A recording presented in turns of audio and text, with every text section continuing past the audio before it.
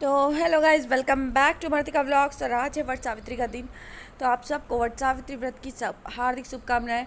और मुझे पता है कि ये नेक्स्ट डे वे ब्लॉग जाएगा, पर आप लोगों में से कई लोगों ने वट सावित्री का व्रत रखा होगा। तो आपको और मुझे हमेशा अखंड सौभाग्य की प्राप्ति हो और आप सबको इस व्रत की विशेष विशेष विशेष शुभकामनाएँ। तो यहाँ पर पूजा की तैयारी हो गई है और मैं अकेले पूजा इसलिए कर रही हूँ क्योंकि इनको जल्दी जाना था। थोड़ा सा ऐसा था, लोग थोड़ा बिजी थे, तो मैंने कहा चलो मैं ही पूजा कर लेती हूँ। तो यहाँ पे मैं अकेले, ये देखिए हमारे यहाँ 2-3 तरह के फल चढ़ाए जाते हैं जो कि एक विशेष क्वांटिटी में होता है। और ये मेरी मम्मी सब सामान ला के रख रही हैं क्योंकि वो चाहती हैं कि मेरा पूजा अच्छे से हो और वही हमको पूजा का विधि बताएंगे और हम पूजा करेंगे। तो यहाँ पे देखिए, हाँ, वट वृक्ष के पास जाके पूजा करते हैं, पर अगर वट वृक्ष नहीं आसपास कहीं पे हो तो आप यहाँ पे मतलब उसका डंठल ला के भी अपने घर पे लगा के उसको उससे पूजा कर सकती हैं। तो हमारे यहाँ ऐसे ही होता है कि डंठल ला के घर पे लगा के पूजा कर लेते हैं। तो देखिए, पूजा मायने रखता है, आस्था मायने रखती है, जगह मायने नहीं रखता। तो यहाँ पर अब पूजा की तैयारी हो रही है, तो मम्मी मुझे बता रही हैं कि कौन सा चीज़ कैसे करना है, कैसे कैसे सब चढ़ाना है, क्या करना है। तो इस बार मैं ससुराल पूजा करने नहीं जा पाई कुछ रीज़न की वजह से, तो मायके में ही मैंने पूजा कर लिया था।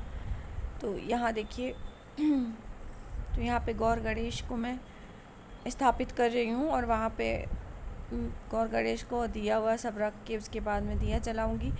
गौर गणेश को सिंदूर लगाऊँगी और फिर वट वृक्ष को सिंदूर लगाऊँगी। इस तरीके से मेरा व्रत शुरू होगा। पहले तो मैं व्रत का संकल्प लूँगी। और यहाँ इस व्रत में सावित्री माँ की कहानी होती है, जो आप सभी को पता है कि सावित्री माँ ने सत्यवान जी को कैसे यमराज से भी छीन के लेके आ गई थी। क्योंकि देखिए, प्रेम सबसे बड़ा हथियार होता है। सबसे बड़ी चीज़ अगर संसार में कुछ है तो वो प्रेम है। और स्त्री के लिए उसका सौभाग्य से बड़ा कोई चीज़ नहीं होता। चाहे कितने भी आप गहने पहन लो, सिंदूर सबसे ज़्यादा ही सुंदर होता है। उसके बाद जब आप सारे गहने पहन लो और माथे में सिंदूर ना लगाओ तो वो श्रृंगार जो है अधूरा रहता है। तो माथे पे सिंदूर की बहुत महत्व होती है। इसलिए मैं चाहती हूँ कि सब हर व्यक्ति सुहागन हमेशा सुहागन रहे, सबका सौभाग्य बना रहे। तो खैर, यहाँ पे ये देखिए पूजा का शुरुआत हो चुका है और यहाँ मैं पूजा का आरंभ कर चुकी हूँ और मम्मी मुझे कथा भी सुनाएंगी। अब मैं यहाँ दीप प्रज्वलित कर रही हूँ। तो पहले हमारे यहाँ दीप प्रज्वलित होता है, उसके बाद गौर गणेश को हम लोग सिंदूर का टीका लगाते हैं अपने सिनोरा से। जो सिनोरा हमारी शादी में आता है ना, उससे। पूजा पाठ में इसका ही महत्व ज़्यादा होता है। और ये जो है, और देखिए हम लोग पूजा पाठ में मैक्सिमम करके अपने शादी की चुनरी पहनते हैं। और यहाँ पे देखिए, ये चावल और हल्दी का लेप होता है, ऐपन बोलते हैं उसको। तो उससे पहले मैं 7 पत्तों पे इसको टीप दूँगी। उसके बाद 7 पत्तों पे मैं उसी 7 पत्तों पे सिंदूर भी लगाऊंगी। पहले मैं गौर गणेश को लगाऊंगी, उसके बाद उस 7 पत्तों पे लगाऊंगी। आपके यहाँ कैसे होता है पूजा, ज़रूर बताइएगा कमेंट में। हर जगह का अलग अलग नियम होता है, अलग अलग कायदे कानून होता है। और हमारे यहाँ ऐसे सोगैला को खोला जाता है, सिनोरा को अलग नहीं किया जाता है। एक साथ ही जुड़े रहना चाहिए। जुड़े रहने का मतलब होता है कि पति पत्नी एक साथ हमेशा जुड़े रहे और सौभाग्य हमेशा बना रहे। तो ये देखिए, मैं 7 बार यहाँ पे गौर गणेश जी को टीकूँगी। फिर मैं उन्हीं से सुहाग भी लूँगी। यहाँ पे होता है ना कि आप गौर गणेश को जब सिंदूर चढ़ाते हैं तो सुहाग फिर उन्हीं से लेते भी हैं। ये देखिए, ये मैंने सुहाग ले लिया। अब इसके बाद मैं पत्तों पे भी टीकूँगी। जिन पत्तों पे मैंने वो चावल और हल्दी का ऐपन लगाया था ना, उन पत्तों को मैं उस पे सिंदूर चढ़ाऊँगी और फिर उनसे भी सुहाग लूँगी। तो ऐसे हमारे यहाँ पूजा का आरंभ होता है। उसके बाद कहानी कही जाती है, फिर हवन होता है, फिर पूजा की समाप्ति होती है। तो यहाँ पे देखिए, मम्मी मुझे कुछ कह रही थी, तो वही मैं मम्मी से पूछ रही थी और मैं इसको टाइटली बंद कर रही हूँ ताकि ढीला नहीं बंद करता। ये देखिए, मैं सारे फल को चढ़ा रही हूँ। इसके बाद अपने गोदी में भी फल लूँगी मैं। और ये देखिए, ये धागा होता है, तो ये धागा मैं पहले अपने पहनूँगी और एक पति के लिए भी उन पे चढ़ा दूँगी। उसके बाद पति को वो धागा मैं पति को पहना दूंगी और ये धागा जो है वो मैं खुद पहनूंगी। तो यहाँ पे देखिए मम्मी खोल के दे रही हैं।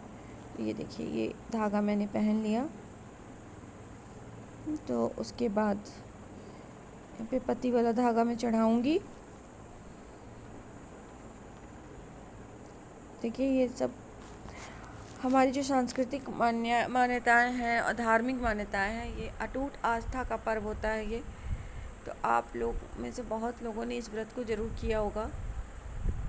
तो बहुत ही मुझे तो ये व्रत बहुत अच्छा लगता है, बहुत बहुत बहुत अच्छा लगता है मुझे। शुरू से ही, शादी के पहले से ही मुझे ये व्रत बहुत अच्छा लगता है। और यहाँ पे मैं धागा पति का भी लूँगी और उसके बाद चढ़ाऊँगी। ये जो कुछ व्रत हैं, जैसे करवा चौथ हुआ, वट सावित्री हुआ, ये सारे व्रत जो सुहाग के हैं, और गणेश चौथ जो भी बच्चों का है, ये सारे व्रत बहुत अच्छे लगते हैं मुझे। एक अलग सी ही वाइब आती है इन सब, मतलब जब पूजा पाठ करिए या फिर व्रत रखिए ना, तो अलग सा ही एक स्फूर्ति और ऊर्जा महसूस होती है। और यहाँ पे देखिए ये मैं खोइचा में रखने के लिए ले रही हूँ। और मैं इसलिए इसमें कागज़ में इसलिए ले रही हूँ क्योंकि ये जो मेरा शादी का दुपट्टा है, ये मायके से चढ़ता है। शादी का दुपट्टा मायके से चढ़ता है, तो वो दुपट्टा में तेल वेल लग जाता है, तो मतलब उस दुपट्टे को धुलते नहीं है, इसलिए मैं ऐसे करके ऐसे इसको ले लूँगी। और उसके बाद यहाँ पे वो धागे का, कच्चा सूता का धागा होता है, 7 बार उसको उससे उसका फेरा लेते हैं। ये जो वट वृक्ष का जो है मैंने बनाया है हम लोगों ने, जैसे कि वट वृक्ष लाए नहीं थे तो वट वृक्ष का एक होता है ना, वो बना लिए। तो यहाँ पे पहले मैं ये घी और गुड़ का होता है, वो हवन का मतलब करते हैं, अघियार बोलते हैं हम लोग के यहाँ। तो ये हवन कर रही हूँ मैं। और उसके बाद फिर मैं फेरा लूँगी। ये देखिए हाथ को धुल के मैं ऐसे ऐसे कर लूँगी। फिर ये फेरा लेना पड़ेगा मुझे। हाँ, तो ये धागा लेके अब मैं फेरा लूँगी 7 बार।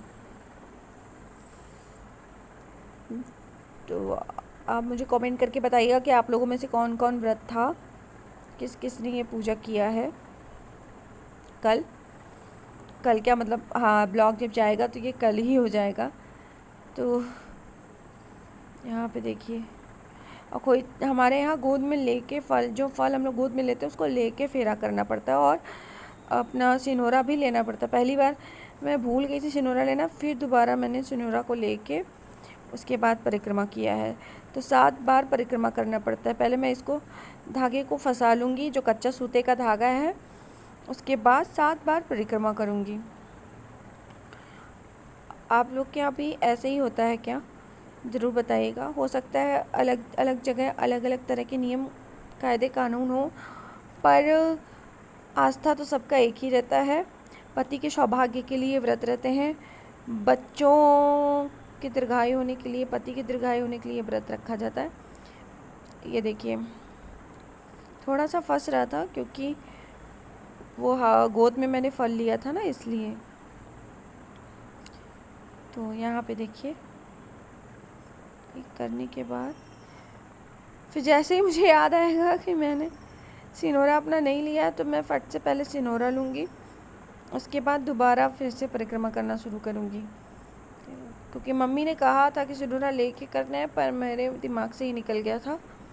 फिर उसके बाद जैसे ही याद आएगा मैं ले लूँगी सिनोरा। तो जो भी गलती हमसे होता है पूजा पाठ में या जिसमें भी, तो हे सावित्री माँ हम लोगों को क्षमा करिएगा। नादान है हम लोग, गलतियाँ हो जाती हैं और हर गलती से इंसान सीखता है। तो कोई भी भूल चूक त्रुटि गलती क्षमा कर दीजिएगा माता रानी, और मेरे पति को दीर्घायु रखिएगा और मुझे सदा सुहागन रखिएगा और सौभाग्य दीजिएगा। तो यहाँ पे देखिए मम्मी ऐसे पकड़ी हैं क्योंकि वो चलने में थोड़ा सा फंस रहा था।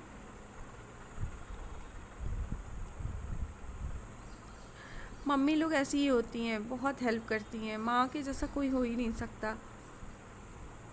मम्मी हम लोगों के साथ हमेशा खड़ी रहती हैं कि कभी कोई हम लोगों से कोई गलती ना हो। तो माँ ही होती है ना। और माँ का साया, माँ का आशीर्वाद सब पर बना रहे। तो यहाँ पे देखिए, अब देखिएगा मुझे याद आएगा कि अरे मैंने तो सिनोरा लिया ही नहीं था। फिर मैं उठाऊंगी सिनोरा, पहले मैं इसको करके ऐसे खोसूंगी क्योंकि ये लेके चलने में थोड़ा सा दिक्कत हो रहा था। फिर उसके बाद ताकि ये इधर उधर गिरे ना, और फिर ये उठाया मैंने, देखिए सिनोरा उठाया मैंने क्योंकि मैं भूल गई थी सिनोरा लेना। और यहाँ पे देखिए उसके बाद फिर परिक्रमा किया हमने। तो ये परिक्रमा 7 बार होता है, हमें लगता है हर जगह 7 बार ही होता होगा, देखिए मुझे पता नहीं है, पर यहाँ हमारे यहाँ 7 बार परिक्रमा किया जाता है।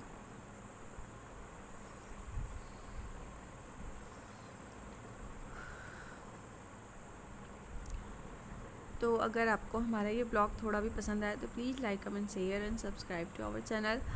थोड़ा सा प्यार हमें भी दीजिए, आगे बढ़ने का मौका हमें भी दीजिए, प्लीज़ प्लीज़ प्लीज़ हमारे भी चैनल को थोड़ा सा प्यार दे दीजिए ना, लाइक कमेंट शेयर कर दीजिए ना, और सब्सक्राइब कर दीजिए, और आल्सो प्रेस बेल आइकन। ऐसा नहीं है कि आप लोग सिर्फ ऐसे करें, बेल आइकन पे प्रेस कर देंगे तो आप लोग को नोटिफिकेशन मिल जाए करेगा मेरे ब्लॉग का, शॉर्ट्स का। तो प्लीज़ आप लोग थोड़ा सा प्यार हमें भी दीजिए।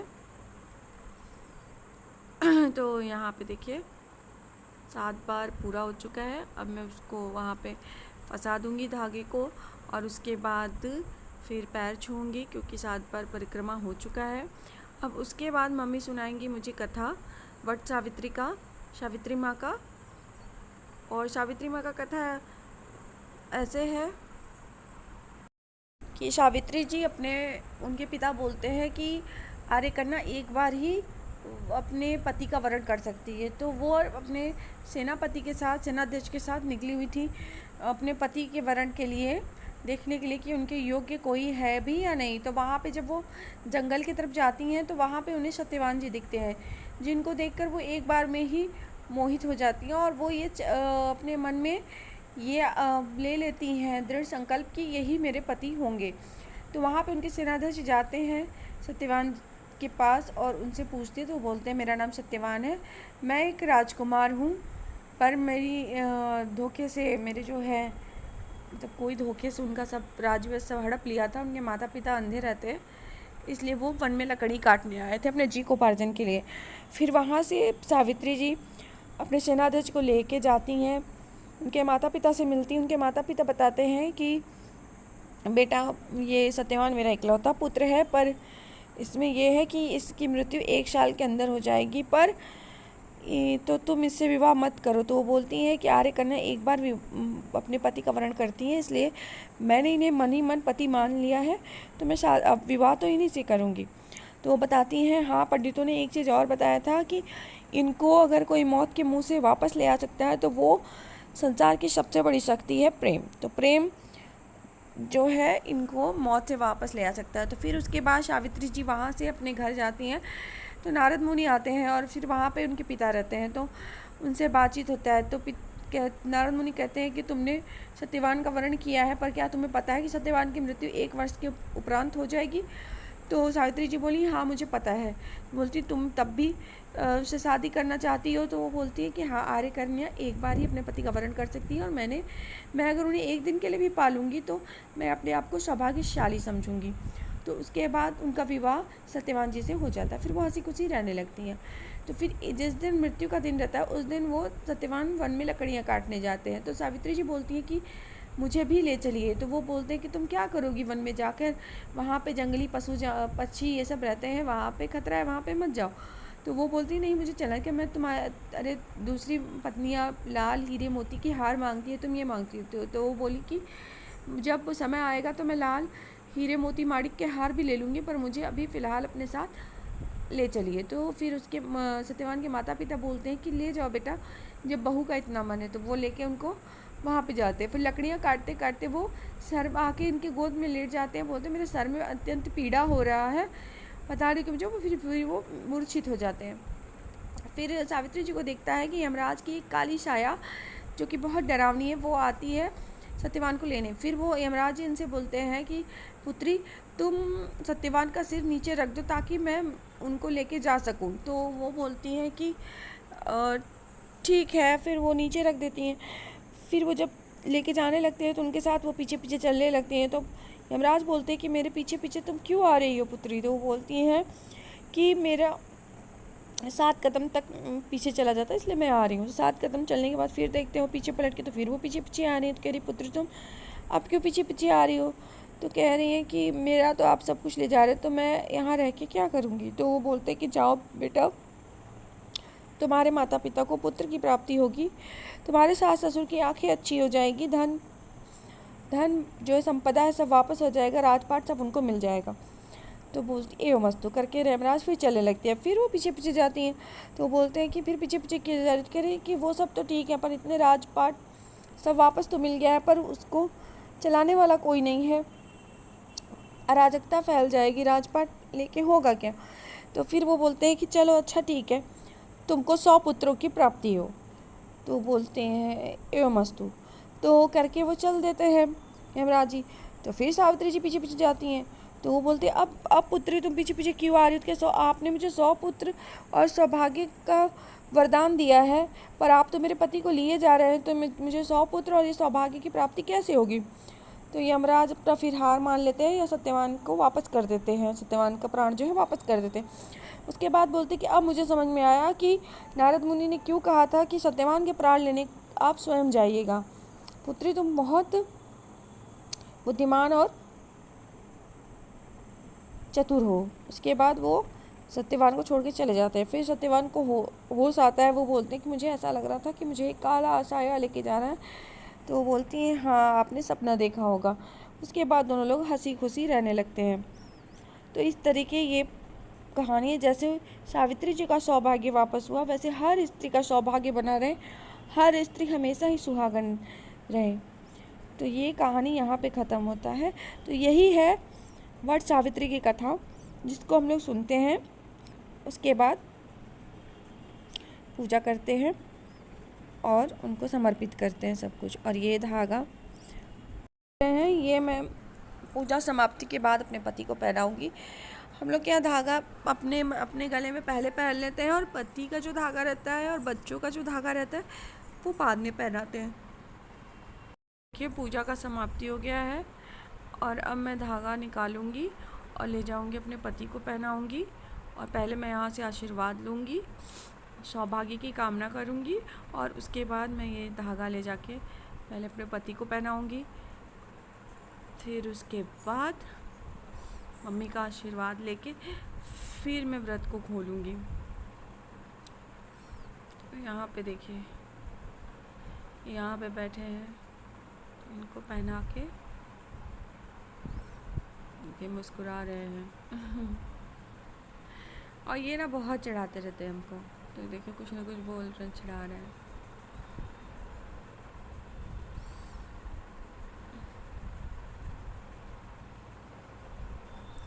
देख रहे हैं ना? तो यहाँ पे देखिए इसके बाद